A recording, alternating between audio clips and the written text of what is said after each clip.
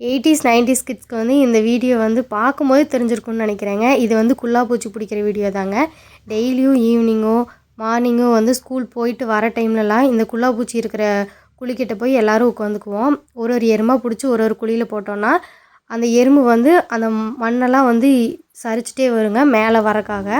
அப்போ அந்த பூச்சி வந்து உள்ளே இருக்கும்போது எறும்பை வந்து தூக்கி வீசிடும். இப்போ இந்த குழியில் பார்த்தீங்கன்னா லைட்டாக துடிக்கிற மாதிரி அந்த எறும்பு தூக்கி வீசுது பார்த்தீங்களா? அப்போனா இந்த குழியில் வந்து பூச்சி இருக்குன்னு அர்த்தம். இந்த மாதிரி நம்ம கையை வச்சு தோண்டி எடுத்துட்டோம்னா ஒரு ஒரு பூச்சியாக வந்து கிடைக்கும். ஒரு குழிக்கு ஒரு பூச்சி 2 பூச்சி 3 வரைக்கும் இருக்குங்க. இந்த பூச்சி இது வரைக்கும் எங்கள் யாரையுமே கடிச்சது இல்லைங்க. டெய்லியுமே எங்களுக்கு இதே தான் வந்து ரொட்டீனாக இருக்கும். இந்த பூச்சி வந்து அதிகமாக யார் பிடிக்கிறாங்களோ அவங்க தான் வின்னருங்கிற மாதிரி போட்டி வச்சுட்டு இந்த பூச்சியை வந்து பிடிச்சிட்ருப்போங்க. எதுக்கு பிடிக்கிறோன்னு தெரியாது, எதுக்கு விடுறோன்னு தெரியாது. இந்த பூச்சிக்கு பார்த்திங்கன்னா 2 கொம்பு குட்டி குட்டியாக இருக்கும். அதை நேரில் பார்க்கும்போது நல்லா தெரியுங்க. அந்த பூச்சி வந்து நம்ம ஏதாவது நோண்டிட்டு டச் பண்ணிட்டு இருந்தோம்னா அந்த கொம்பு ஸ்ட்ரெயிட்டாகிறது வந்து சைடில் வந்து போகும். ஒரு எருமை மாட்டு கொம்பு மாதிரியே பண்ணிகிட்ருக்கோம். நீங்களும் இந்த மாதிரி இந்த குல்லாப்பூச்சி பிடிச்சி விளையாடி இருக்கீங்கன்னா மறக்காமல் வீடியோக்கு வந்து லைக் பண்ணிடுங்க. அப்படியே கமெண்டில் சொல்லிடுங்க. தேங்க்ஸ் ஃபார் வாட்சிங். இன்னொரு இன்ட்ரெஸ்டிங்கான வீடியோவில் பார்க்கலாங்க.